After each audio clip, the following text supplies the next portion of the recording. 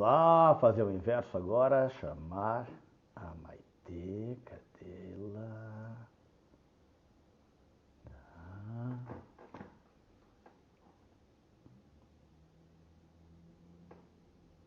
Boa tarde, pessoal.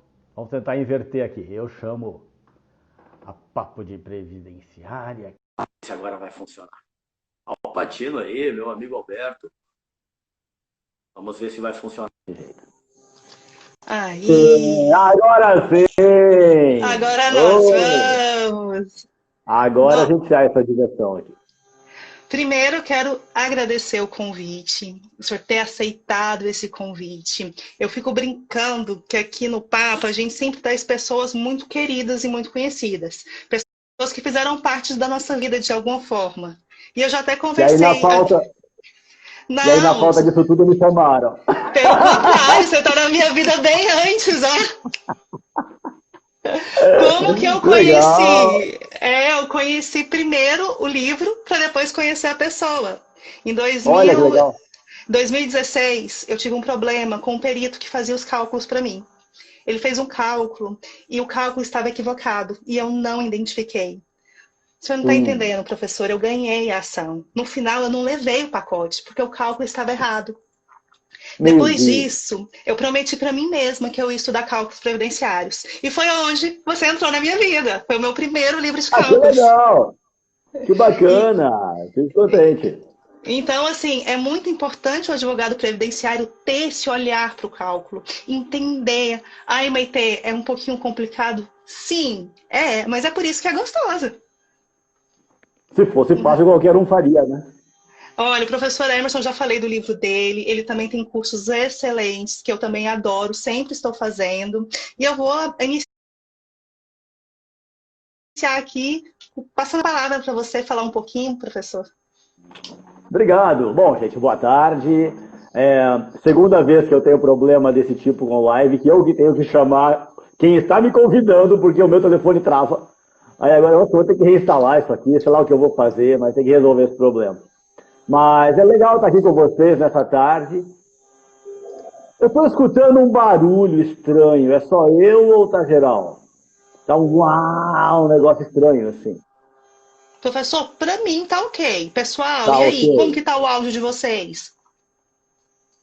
Se o som para você estiver legal, tá ótimo. É que aqui no meu fone tá parece ter uma rádio fora de sintonia no meio do negócio. Sabe quando você fica procurando rádio? Sim, sim. Aqui É um para mim tá barulho tranquilo. assim. Gente, se para você estiver tranquilo, só me dá um ok aí e estamos valendo. Ah, é só eu mesmo. Ótimo, ótimo. Show de bola. Então vamos lá. Bom, vou falar um pouquinho sobre mim, para quem não me conhece. Eu sou contador, não sou advogado. Eu fiz uma especialização em direito do trabalho e em direito previdenciário. E a partir dessa especialização fui estudar cálculos previdenciários. Comecei a ser demandado até pelos colegas de pós-graduação para isso. E embarquei nessa brincadeira de cálculos, de dar aula, de escrever livro e preparar isso e aquilo. Já assessorei software de cálculo, inclusive. Hoje não mais, mas já fiz esse tipo de trabalho. E aí veio. Aí conheci o Instituto Brasileiro de Direito Previdenciário, que me fez um convite para, a princípio, para ministrar um curso, depois uma oficina num congresso, depois comecei a me envolver mais a fundo com a diretoria, hoje estou no segundo mandato como tesoureiro do Instituto, termina no final desse ano, inclusive, e é isso. O resumo do resumo, resumido, é isso. Agora comecei, estou com um aluno especial fazendo umas disciplinas de mestrado em economia aqui em Londrina, na Universidade Estadual de Londrina. Eu sou de Londrina, no Paraná. Para matar as curiosidades do que tem ali atrás, NB46, quem é previdenciarista sabe o que significa esse código, aposentadoria especial, mas aqui não, aqui é o nome de uma banda de rock and roll formada só por previdenciaristas. Eu toco Sim, que guitarra tocou no nessa nosso banda. último congresso. Sim, toco no Congresso do IBDP desde 2016 a gente toca. Tocamos em Recife, no Rio, em Gramado, agora Olha, em Fortaleza. muito bom. Eu presenciei do Rio de Fortaleza. do Rio foi bem legal. Muito bom. Professor, e assim, são muitas as perguntas e eu já vou entrar provocando. Vamos embora, vamos lá. Vamos falar aí do descarte. A gente escuta muito esse termo, agora pode ter aquele descarte, passou ali dos 15 anos até o 20, eu posso trabalhar. Como que funciona esse descarte? E principalmente, quais as consequências desse descarte? Pois então, nós temos a seguinte situação. O parágrafo 6º do artigo 26 da emenda diz que poderão ser excluídos da média os valores que reduzirem o cálculo do benefício, desde que não tire o direito ao benefício. Ou seja, vamos pensar numa aposentadoria, antiga aposentadoria por idade. Eu preciso ter pelo menos a carência cumprida de 180 contribuições.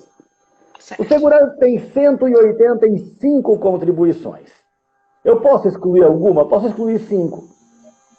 Porque eu tenho que ficar com o mínimo de 180. Então, eu poderia pegar as 5 mais baixas, tirar do cálculo, de forma a melhorar a média salarial dessa pessoa, e com essa média melhorada, conseguir um benefício mais vantajoso. A ideia do descarte é essa. Eu posso sair descartando a torta e a direito? Não. Tem que tomar um cuidado imenso com esse negócio.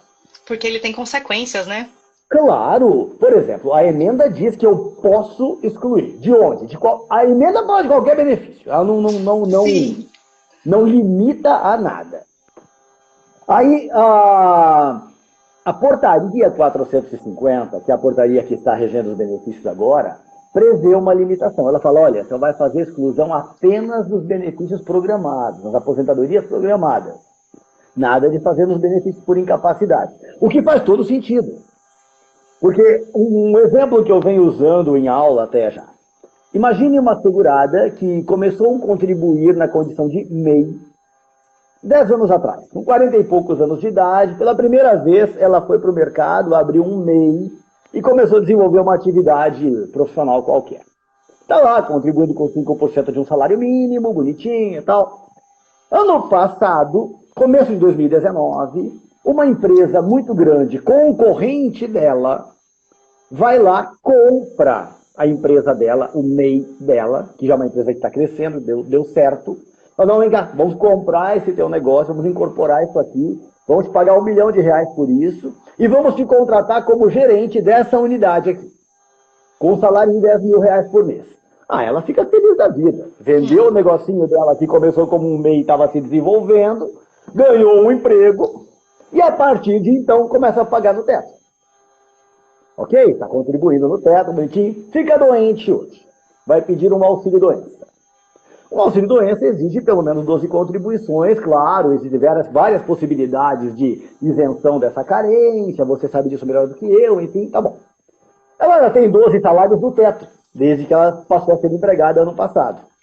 Aí ela fala, eu vou descartar todo aquele período de salário mínimo, os 9 anos que eu paguei como MEI, tenho 1 ano no teto, meu auxílio-doença vai ficar show de bola, vai ficar lá em cima. Beleza, faz isso, descarta, vai para o auxílio-doença, fica 6 meses encostada, volta, trabalha mais uns 4 ou 5 anos, atinge a idade, 62 anos, e fala, vou vir minha aposentadoria. Afinal de contas, já tenho mais de 15 anos de serviço e de contribuição, já tenho 62 de idade, chega lá no INSS, vou falar para ela, não. Quando você pediu o auxílio-doença lá atrás, você pediu para apagar do teu CNIS 9 anos de contribuição que você tinha como MEI. Então você perdeu tempo de contribuição e, consequentemente, não tem direito à aposentadoria agora. Olha o risco da exclusão. Por conta deste risco, a portaria 450 falou, só vamos excluir nos benefícios programados. Dessa maneira, a gente não prejudica as pessoas que vão se aposentar futuramente, que vão pedir um benefício por incapacidade, e não fazendo a exclusão, a gente não tira tempo de contribuição dessa pessoa no futuro. E eu achei maravilhosa essa regra da portaria. Agora, pasme, eu recebi uma carta de concessão de auxílio-doença esses dias com salários excluídos. Mesmo a portaria falando para mim que Era essa que era a minha pergunta. Como que isso vai funcionar na prática? Porque a gente sabe que o INSS ele não tem um sistema que não está conseguindo mal se adaptar às regras da reforma. E como seria essa exclusão?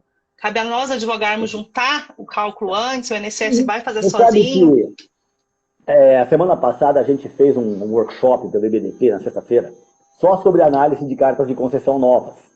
E me mandaram umas 30 cartas diferentes de vários benefícios concedidos após a reforma. E o que a gente percebe é que o sistema já está fazendo a exclusão nas aposentadorias. Teve um caso, inclusive, que foi lindo. O camarada já tinha 15 anos de contribuição antes de julho de 94. Aí de julho de 94 para cá ele teve poucas contribuições, a maioria de salário mínimo. E teve uma em 2015 de 3.000 e tantos reais. O que a Previdência fez? No total, ele não tinha 20 anos de contribuição ainda. Tinha 19 anos e alguma coisa.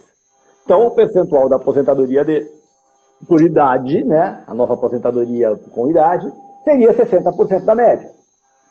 O que a Previdência fez? Excluiu todos os salários de 94 para cá. Olha. A média dele era para dar salário mínimo. Deixaram apenas aquele salário de 3.000 reais e deram uma aposentadoria de 1.800 e poucos reais para o cara. Nossa, muito bom. Foi não, lindo, porque lindo. Aqui a gente está com um problema que as nossas cartas estão vindo em branco. A gente não tá... Sério, elas estão vindo em branco. A gente está tendo muita dificuldade em chegar àquela análise. Quem já faz o cálculo antes, não. Olha, bate o olho e vê que está errado. O advogado que não faz o cálculo, às vezes pega um benefício menor. Imagino. Então, que bom saber que está começando a funcionar. Sim, estão vindo umas cartas muito legais. E essa é a regra. Aí o pessoal, ai meu Deus, vou pedir revisão depois de diminuir o benefício. Não, não vão, porque essa é a regra prevista na emenda. Agora, o que nós temos que ficar muito atentos é o seguinte.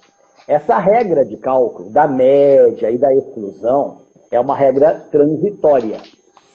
A emenda fala, até que lei discipline o cálculo, vai funcionar assim. Então, o Congresso Nacional pode aprovar uma lei mudando completamente essas regras de cálculo. Esse é o perigo que existe. A gente tem que ficar muito em cima, muito atento, inclusive, para, sendo o caso, correr lá para Brasília, bater em deputado, correr da polícia, fazer tudo de novo que a gente fez na reforma. Nessa reforma até que não, mas na tentativa de reforma do Temer eu fui muito para Brasília. Eu também, nada do Temer também. De verdade. Lá foi bem divertido. Ah, é necessário, né? Hora de fazer de novo. Claro, é necessário.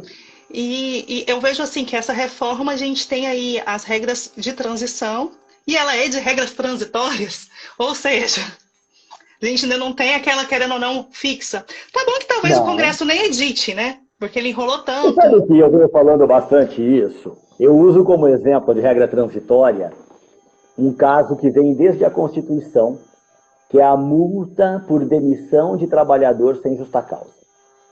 O inciso 1º do artigo 7º da Constituição diz que o trabalhador tem proteção contra a empresa, contra a dispensa arbitrária ou sem justa causa, e se o empregador o demitir, terá que pagar uma indenização a ser criada em lei complementar. Veja, isso é de 88, redação original da Constituição. Aí o ato das disposições transitórias, sabendo que o Congresso é lento, falou ali, enquanto não sair a lei, vamos pagar 40% do saldo de FGTS para o cara. E está aí até hoje. Nós estamos há quase 32 anos com uma regra transitória, esperando uma lei ser aprovada. Então, talvez as nossas regras transitórias da reforma da Previdência fiquem aí até a próxima reforma, vai saber. É verdade. A disposição do Congresso vai ter de mexer nisso. Professor, e aqui respondendo, eu acredito que o senhor já respondeu na resposta, que você já respondeu, mas só para deixar bem claro. Então, com essa portaria 450, esse descarte é só nos benefícios programáveis. Por exemplo, uma pensão, eu não posso tentar uma revisão? Olha, veja bem, a portaria fala isso. Esses dias, um advogado do Rio de Janeiro, aliás, começou a entrar uma galera do Rio aqui, abraço para a galera que está entrando aí, gente. Eu sou horrível para essas coisas, tá? Estou vendo os nomezinhos subir aqui, vocês dando boa tarde, eu não estou respondendo ninguém. Desculpa, povo, eu me embalo aqui no assunto. Mas eu vi que já entrou a galera do Rio, entrou a Verinha lá de São Paulo, minha amiga, o povo está todo aí. Bom, começo do ano, morreu um técnico de futebol no Rio de Janeiro, e a esposa dele procurou um advogado, amigo meu.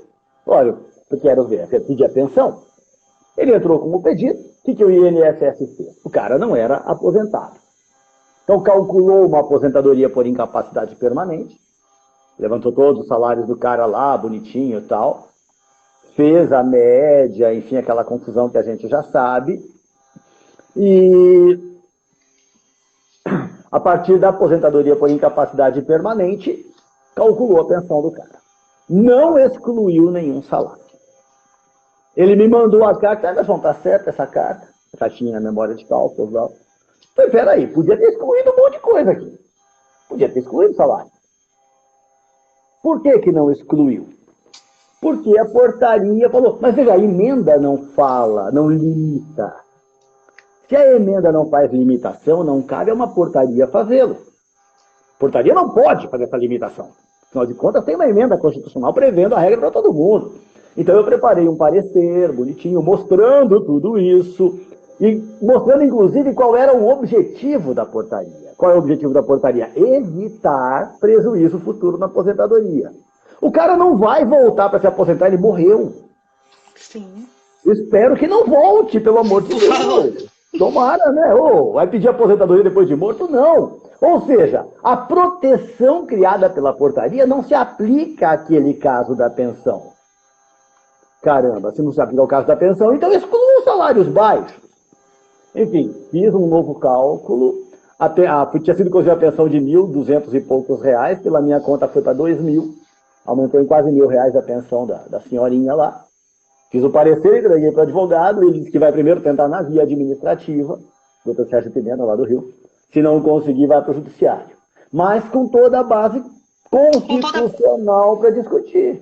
Porque a portaria fez uma limitação preventiva, muito boa, por sinal, mas que nem sempre é aplicável.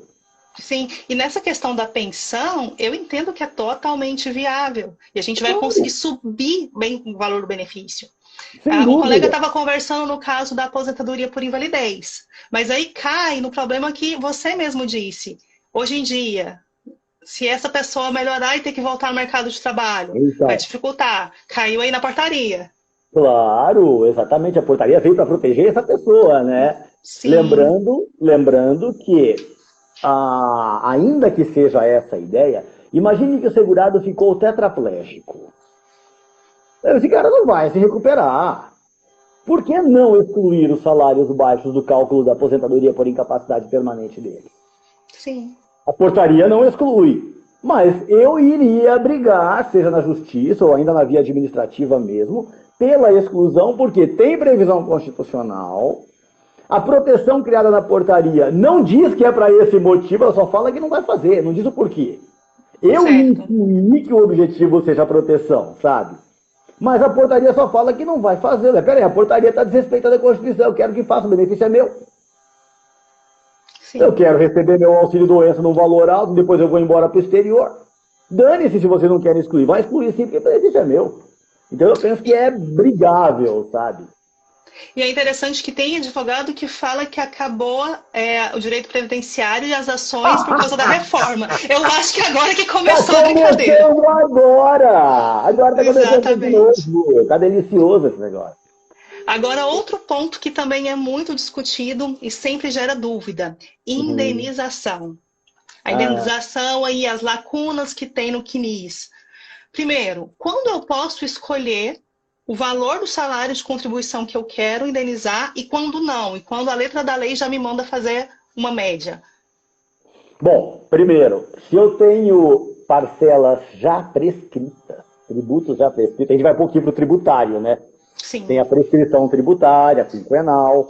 Então, se é um tributo que venceu há menos de 5 anos, eu só estou com esse tributo em atraso.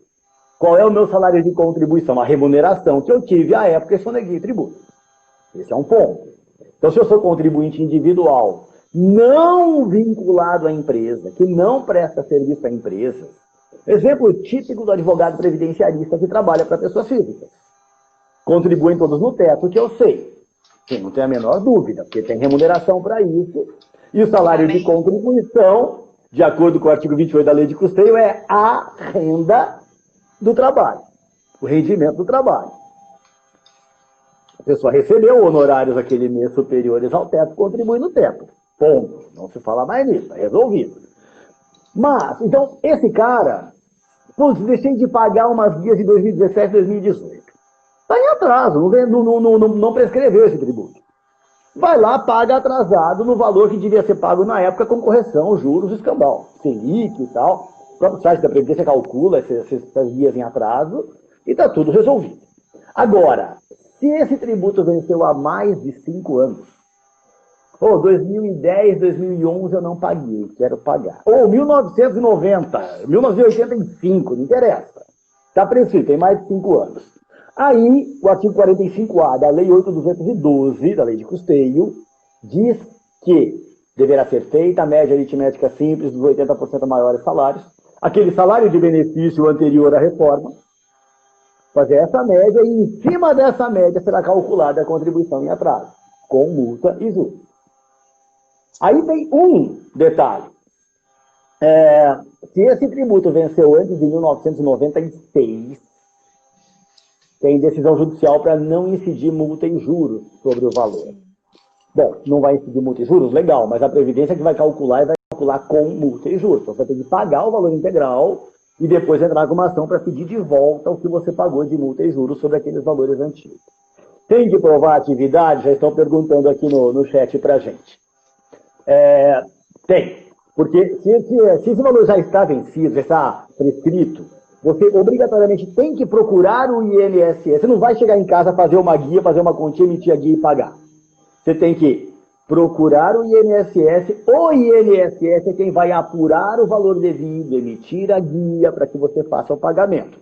Então, neste momento, o INSS vai pedir prova da atividade. Agora, se tem menos de 5 anos, vamos pensar lá, 2017, 2018 que eu não paguei. Beleza. Paga em atraso. Não prova nada. Na hora de pedir o benefício, o INSS já vai identificar lá no CNIS que foi pago com muito atraso e vai falar, prova para mim que você estava trabalhando esse tempo. Então, em algum momento, a prova de atividade vai acontecer quando tem contribuições em atraso. Se a contribuição não era prescrita e você pagou, a Previdência vai pedir para você provar quando for se aposentar. Se já estava prescrita, ela vai pedir a prova antes, para poder emitir a guia e você pagar aqueles valores, indenizar aqueles valores antigos.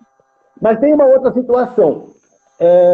Eu prestava serviço para a empresa. Aliás, hoje uma pessoa me perguntou, um pouquinho antes da live, me perguntou isso. Era empresário, tinha Prolabore, mas não constava na GFIP. 2005, 2006, 2007, 2008. E aí, como é que faz?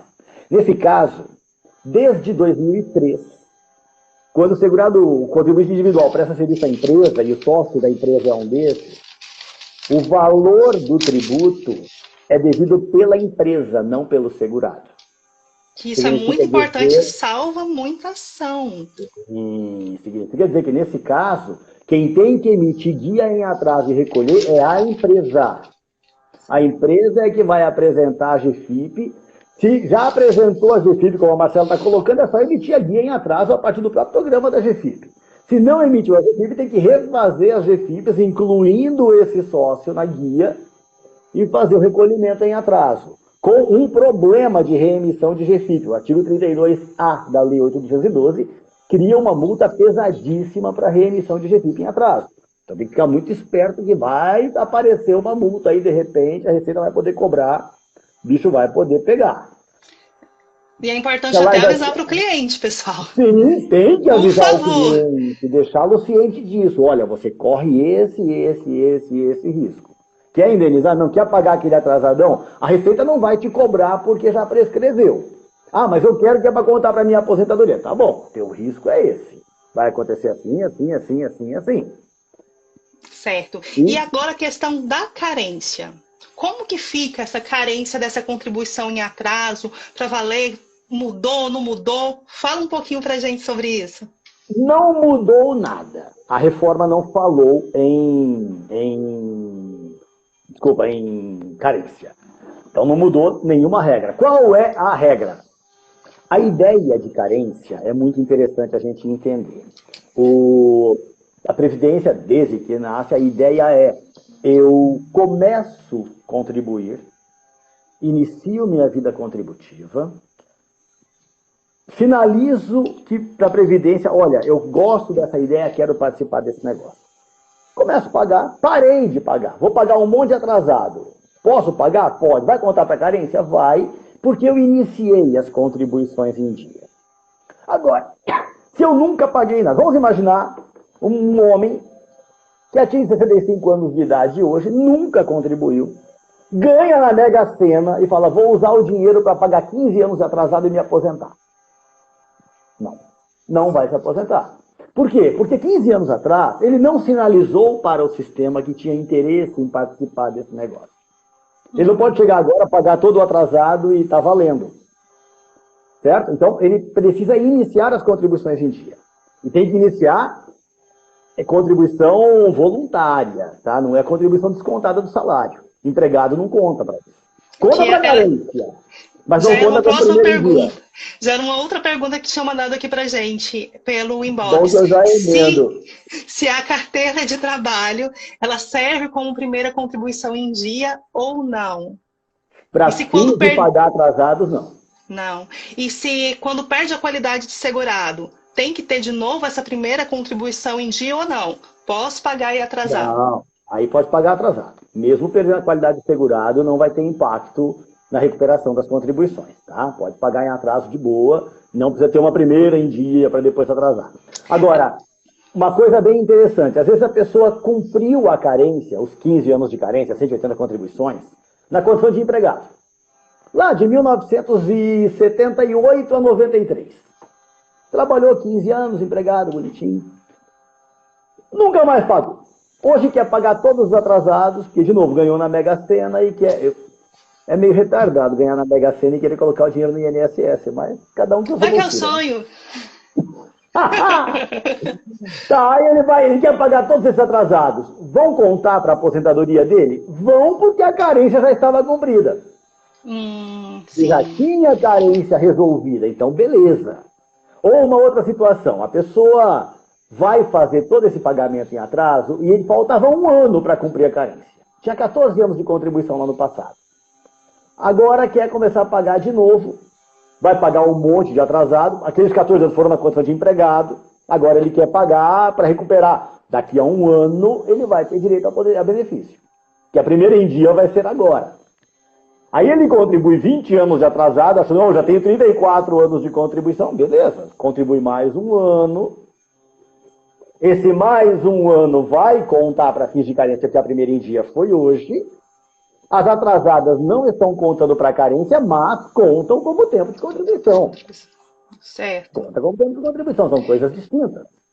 O doutor Herculano, ele tinha perguntado, acho que o senhor acabou de responder. Perdida a qualidade de segurado, é possível o pagamento das contribuições e estas são contadas como carência. Tá? E a resposta tem que ter todo esse cuidado, não é verdade? Precisa ter aquela primeira em dia na condição de contribuinte individual, né? Do antigo autônomo, empresário ou equiparado autônomo, que eram os nomes dados antes de 99. Certo. Professor, então vamos começar a falar um pouquinho também dos benefícios? Vamos lá. O redutor mínimo.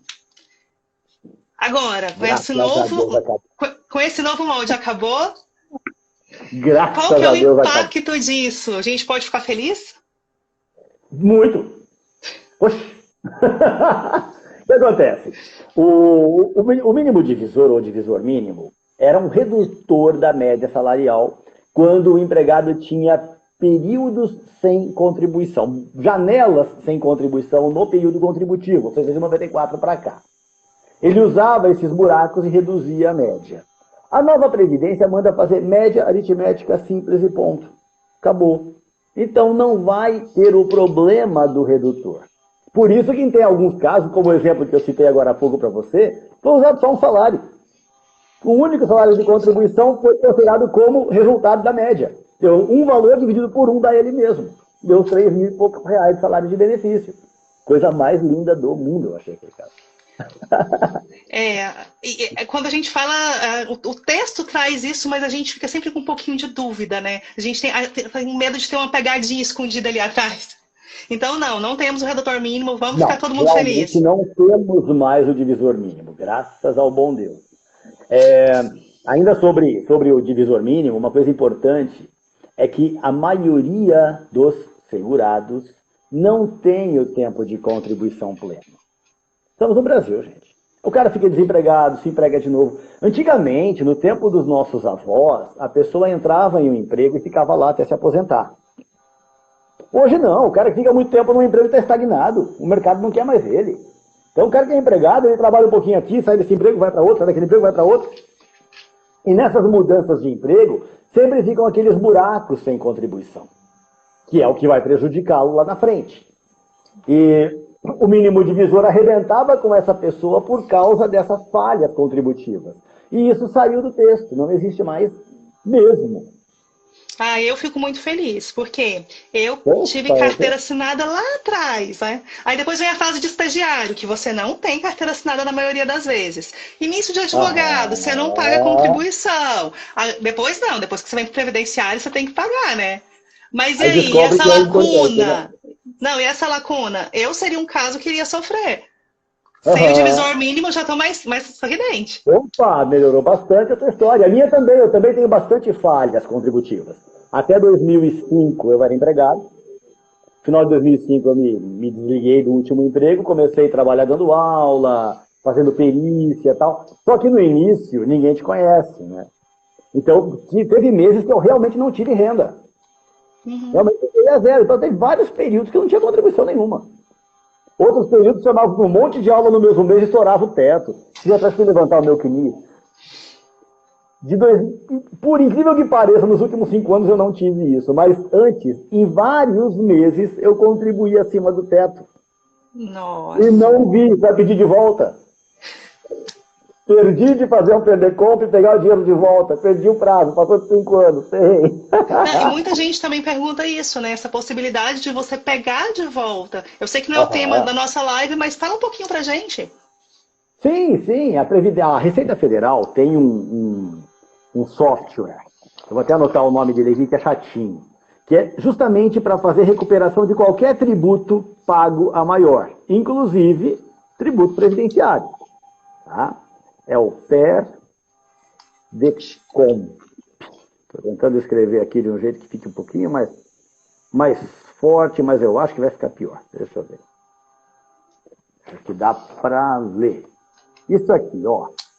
É um software PERDECOMP da Receita Federal. Tem no site da Receita, põe esse nome lá na busca, acha facinho. Não é fácil de usar. Normalmente contadores têm uma habilidade maior com os programas da Receita Federal. Então, eu até recomendo. Quer fazer um PDComp? Procura um contador e peça ele fazer para você. Ele não vai cobrar caro e vale a pena pelo trabalho que dá. Até no site da Receita tem uma videoaula sobre como usar o PERDECOMP de 6 horas de duração. Tá. Dá para ver o quanto é simplesinho de usar, né? Bem fácil, bem fácil. Fácil igual tirar doce de criança. Então, é mais fácil procurar alguém que já saiba fazer, que já esteja habilitado, habituado a fazer isso e resolve a vida. E ele faz. E o PERDECOMP você vai ter que apresentar um monte de documentos, informações, comprovando que pagou a contribuição a mais e a Receita devolve corrigida pela Selic, que ainda é a taxa de juros mais alta do mundo, apesar de estar caindo bastante. Então é um investimento interessante ter tributo para receber da Previdência. Né? Sim, e quando você, por exemplo, eu mexo muito com médicos. Eles nem sabem quanto estão contribuindo. Você já pega o médico, vai fazer planejamento do médico, você já dá aquele sorriso. Professor universitário é outro caso também. Legal. O cara tem 2, 3 empregos, contribui acima do teto. Deixa, é o que mais tem. Essas categorias sempre fazem isso. Sempre cometem isso. Professor, então vamos lá. Vamos correr aqui com as nossas perguntas. A conversa tá boa e aí vai delongando. Olha, a gente fala aí que o benefício por incapacidade... ele teve alterações da nomenclatura, do auxílio-doença, incapacidade temporária. Mas e aí? Esse foi a única alteração? Esse novo salário de benefício não vai interferir no meu cálculo? Fala um pouquinho disso pra gente. Então, até final do ano passado, quando eu ia calcular um auxílio-doença, Eu fazia a média dos 80% maiores salários da pessoa, eu descartava os salários baixos, o que deixava a média um pouquinho melhor. Agora, na nova Previdência, não tem mais o descarte. Então, a média obrigatoriamente será menor do que era antes. Se benefício é salário mínimo, beleza, mas se era um valor mais alto, esse auxílio-doença novo, esse auxílio por incapacidade temporária, terá obrigatoriamente a renda um pouco mais baixa do que a renda antiga, não pelo cálculo do benefício, mas pelo cálculo do salário de benefício, da média salarial que foi afetada pela reforma. E nesse caso a gente ainda tem o limitador? Continua, porque a emenda não mexeu no auxílio-doença. E aquela é uma regra do benefício. O limitador dos últimos 12 salários continua existindo. Em relação ao auxílio acidente, aí eu fico brincando que ele foi, ele voltou e agora ele continua. Né? Ele continua com as mesmas regras. Ele tem esse limitador, ele não tem. Não. Ele é um benefício que pouca gente trabalha, mas ele é bem interessante, né? Eu falo que... lembra aqueles caçadores de DPVAT? Aquela pessoa que saía... Não podia ver alguém mutilado que já ia perguntar se era acidente de trânsito? Verdade. Eu digo que é o mesmo público do auxílio acidente.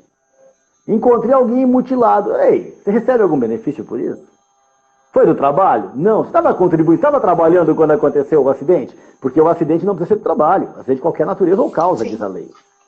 Então aconteceu um acidente, o cara ficou com uma mutilação que reduz a capacidade de trabalho, tem direito ao seu acidente. Ponto.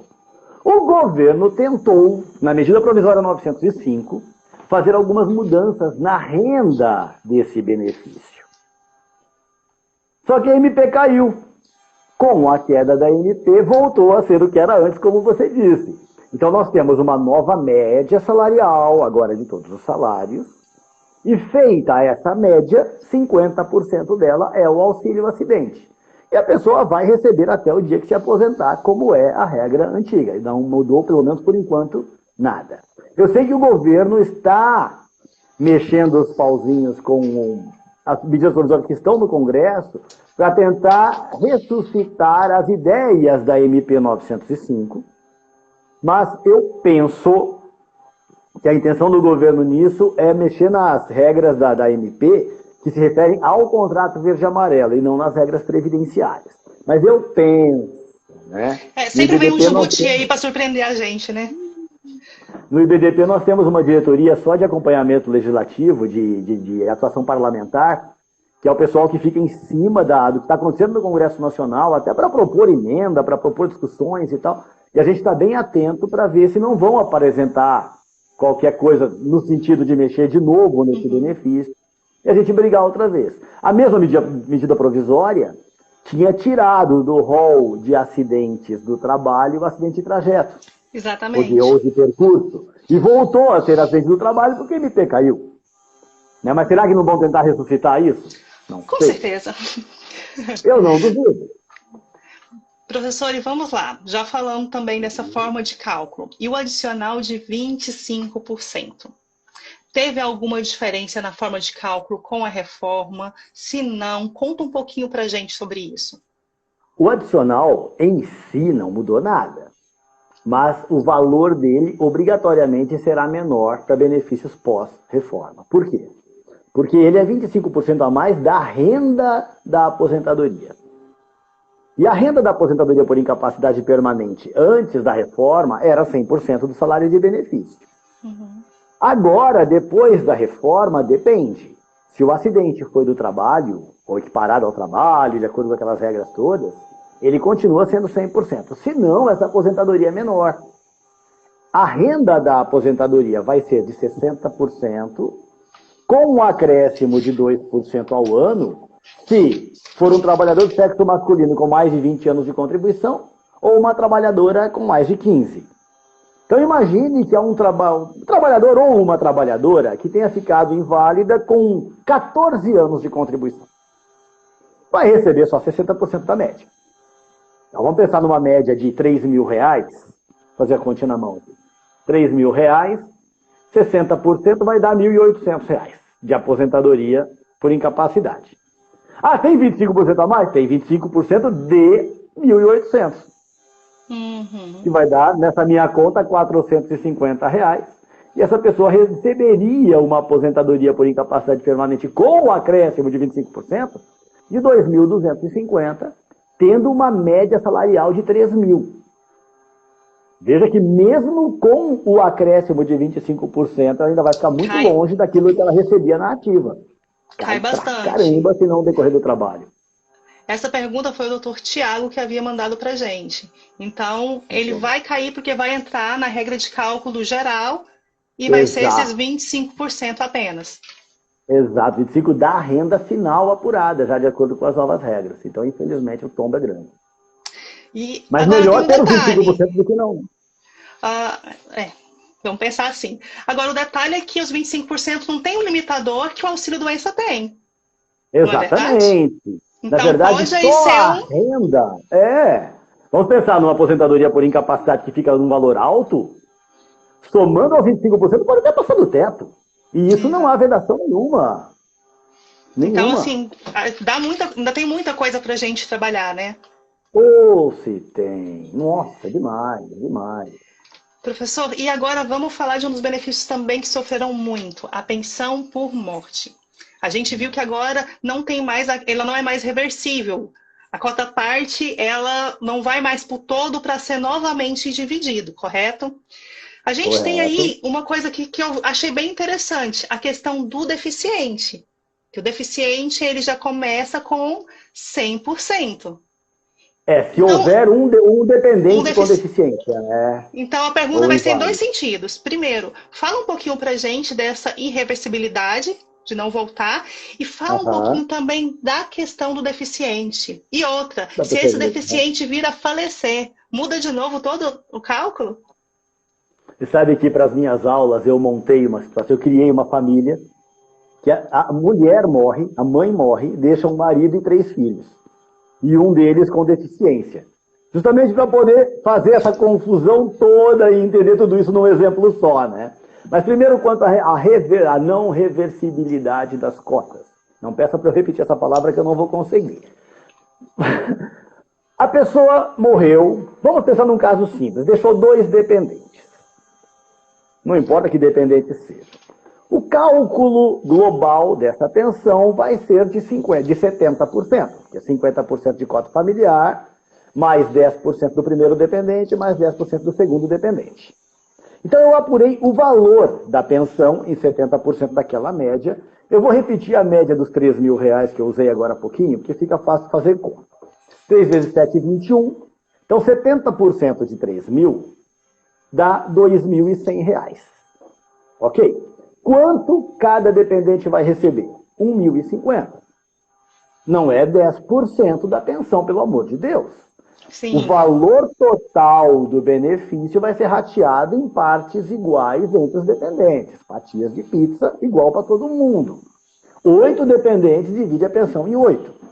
O percentual vai só 100%, mas esse resultado é rateado entre todo mundo, né? Uma coisa é a cota do dependente, outra coisa é a cota parte que ele vai receber. Né? As duas coisas chamam cota e fazem uma confusão desgraçada. Mas aí diminui para 60% porque sai um dependente. O dependente atingiu a maioridade, ou veio a óbito, ou qualquer coisa, o valor global dessa pensão vai diminuir em 10%. Ou vai perder 10% daquela conta. Né? Se era 2.100, vai cair para R$1.800. Porque cada 10% aqui valeria 300, numa média de 3.000, né?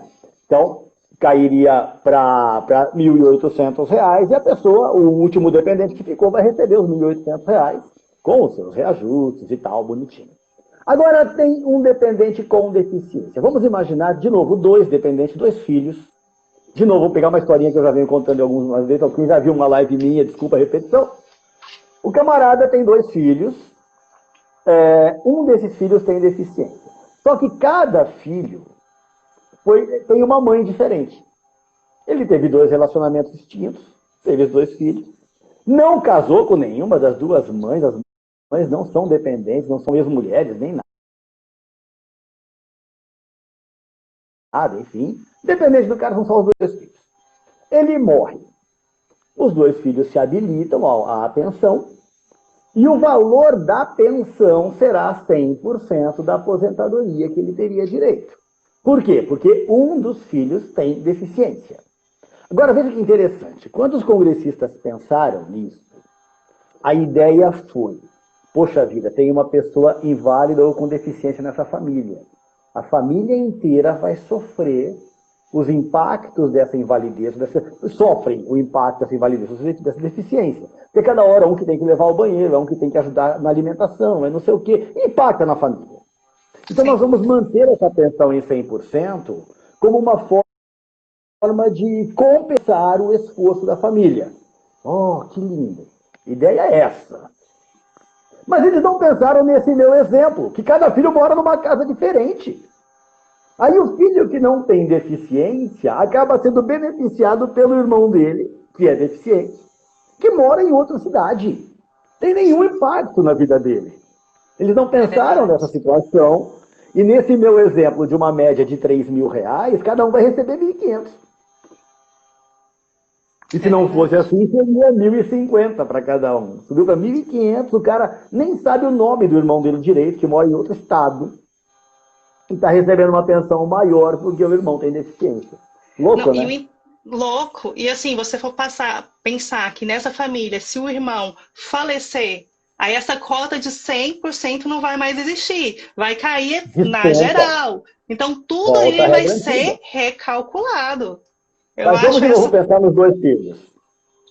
Imagine, então, temos dois filhos, um com deficiência, o outro não. E aí, um com deficiência e o outro não, porque fica melhor para usar os dedos aqui. Moram em estados diferentes.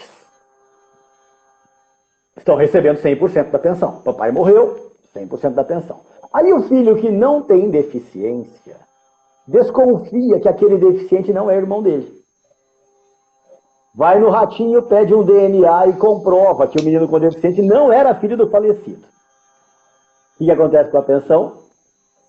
A pessoa com deficiência deixa de ser dependente, por isso que eu escolhi esse dedo, senão ia mostrar outro que é muito feio. Minha mãe não ia deixar. Sobrou só um dependente que não tem deficiência. Essa pensão que era 100% vai cair para 60% da aposentadoria. Só que tem um detalhe.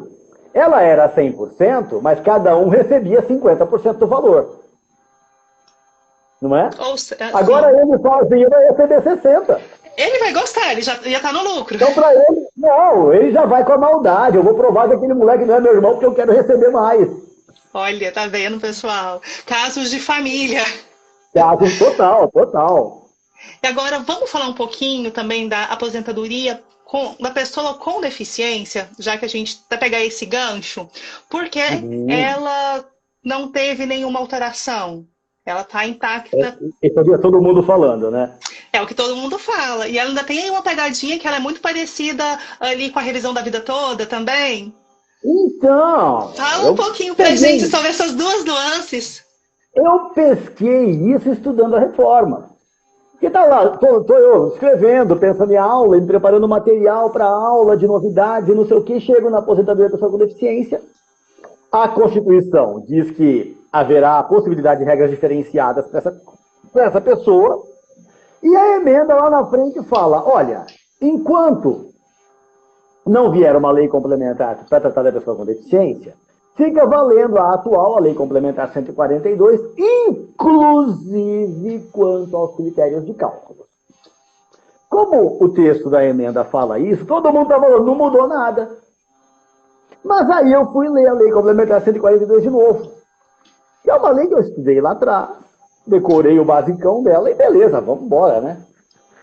Aí quando eu fui estudar ela novamente, ela diz que o salário, que a renda da aposentadoria será calculada de acordo com o salário de benefício, apurado conforme o artigo 29 da 8.213.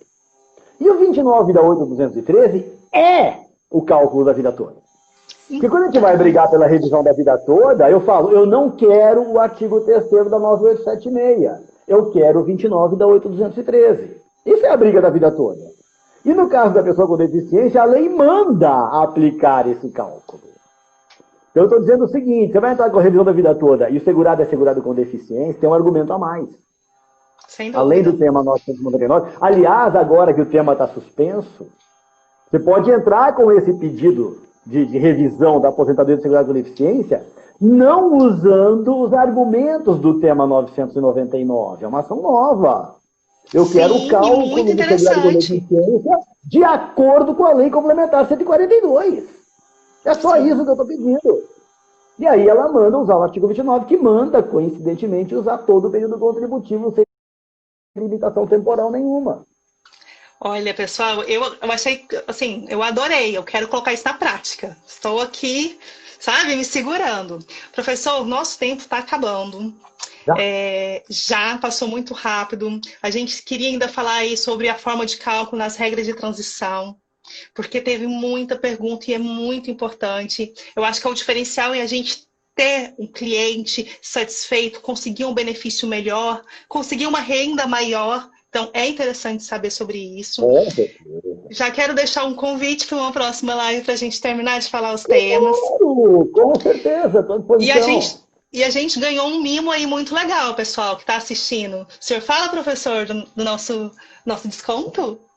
Então, no início do ano eu gravei um curso de cálculos de benefícios da nova Previdência, e tratando de todos os benefícios, um a um, tá, um módulo separadinho para cada benefício, bonitinho, cada regra de transição, todo o detalhamento desse negócio. E totalmente gravado, virtual, online, bonitinho, você pode assistir. Quais são as grandes vantagens desse curso? Primeiro, ele vai estar disponível até o final do ano que vem.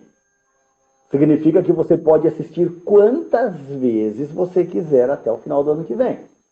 Porque aí você assistiu o curso inteiro, daqui 6 meses aparece uma aposentadoria, sei lá, um auxílio, um acidente. Caramba, como que era mesmo? Volta lá, assiste a aula outra vez, tá pago, tá no pacote, é teu. Outra coisa, se acontecer alguma mudança, por exemplo, a aula de auxílio acidente já foi regravada. Que mudou a regra, teve a mudança da MP, eu regravei, coloquei no ar. Então, sempre que houver alguma mudança, dentro desse período, a aula vai ser regravada, vai ser colocada vai ser substituída no sistema, e você vai receber um e-mail avisando, substituir a aula tal, volta lá e assiste de novo. Sem custo adicional nenhum, já está no pacote. Então, é um curso com uma garantia estendida aí até o final do ano que vem. Eu só não vou fazer a atualização se vier uma nova emenda e mudar tudo de novo. Aí é outra história, né? Mas essas mudanças pontuais, foi regulamentado tal artigo da emenda, veio uma lei e aquela regra que era transitória virou definitiva pela lei e tal. Vamos regravar a aula que trata daquilo, agora com as novas regras trazidas. Veio a medida provisória, mexeu. Vamos lá, regravo a aula, bonitinho. É um compromisso que eu firmei com os alunos e com quem adquirir esse curso, até para saber que vai ter uma segurança de ter informação válida até o final do ano que vem. E para vocês que estão aqui na live, a gente Olha aí, preparou um pessoal. cupom de desconto, 20% de desconto na compra, para comprar no meu site. Aqui no meu Instagram, na bio, tem o meu link lá, o meu site. Entrar lá, de lá você vai direto, já tem um banner de propaganda do curso na cara lá. E na hora de fazer a compra, ele pede um cupom de desconto. E qual o cupom que a gente combinou mesmo?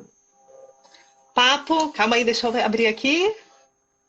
Eu lembro as duas palavras, mas eu também não me lembro de cabeça aqui agora. Eu acho que foi Papo Prev 20. Mas de qualquer forma, eu vou compartilhar um story falando, colocando o Joia! site e Perfeito! colocando o link. Pode ser? Maravilha, maravilha. Eu também coloco no meu story em seguida aqui. Sim. E E aí, quem professor, quiser. O cupom de desconto é válido até sábado. Tá? Então, até ótimo. sábado à noite. Eu já esqueci domingo, já não tem mais desconto. Essa semana só. Corre lá. Pessoal, e o curso é ótimo, viu? Eu assisti, porque eu sou Legal. apaixonada em cálculos, então eu sempre assisto, adoro novidades, adoro tese novas. Nós temos que trabalhar tese novas.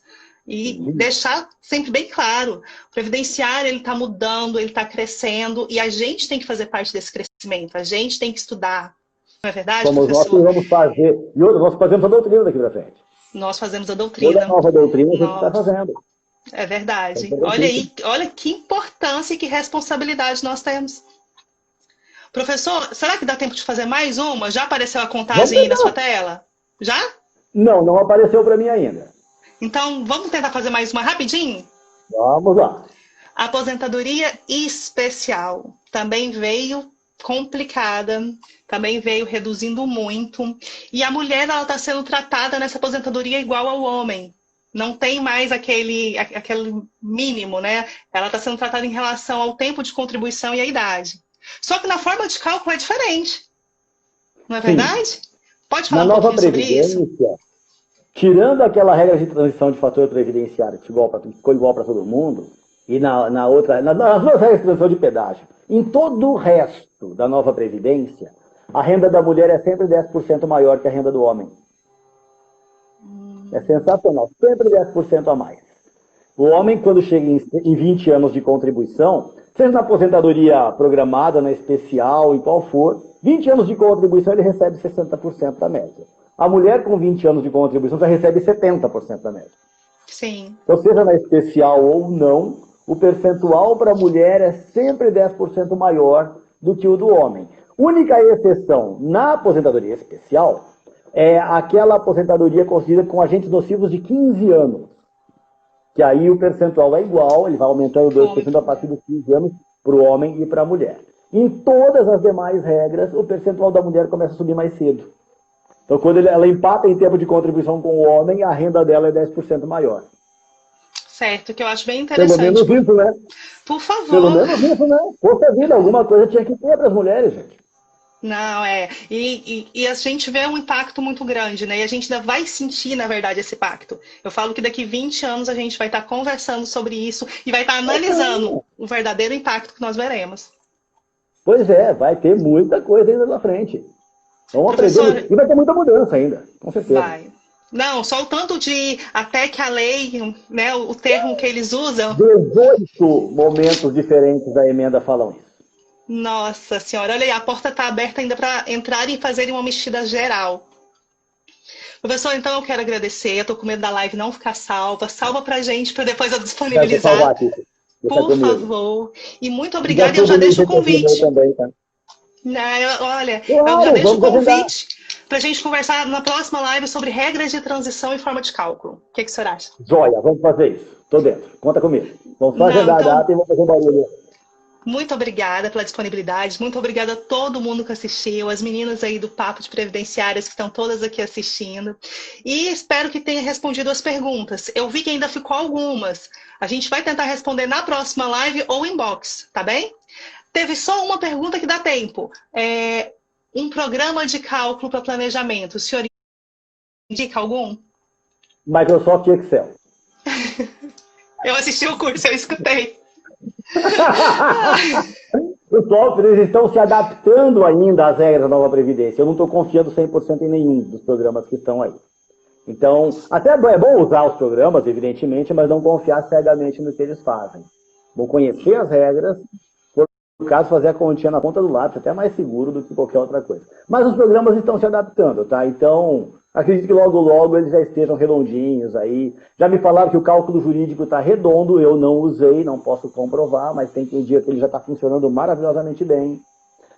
Outros programas, ainda falta isso, falta aquilo, não sei o quê. Então, a gente está aí na expectativa, vendo como que eles vão se virar. Além disso, a Previdência está prometendo um decreto novo. Então, vindo um novo regulamento, com certeza os programas terão que se adaptar para atender às regras do novo regulamento. Né? Não, tá ótimo. Comprar o programa agora, esse aqui vai resolver tudo. Não, não vai. Não infelizmente. Vai. Bom dar essa dica, né? Por mais que a gente use e tenha o programa, fazer a continha. Sim, prestar muita atenção nos resultados que eles estão dando. Tá bem, professor. Então, muito, muito obrigada. E até a nossa próxima live, tá bem? Eu que agradeço mais uma vez o convite e estou à disposição. Vamos marcar uma próxima, sim. E, tá pessoal, bem, o cupom de desconto. Aí, não live papo é papo live. É uma das duas coisas, o cupom. Vou jogar aqui, hein? Te joga no Stories em seguida, pessoal. Valeu! Tá bom. Obrigada. Tchau, tchau. Obrigado!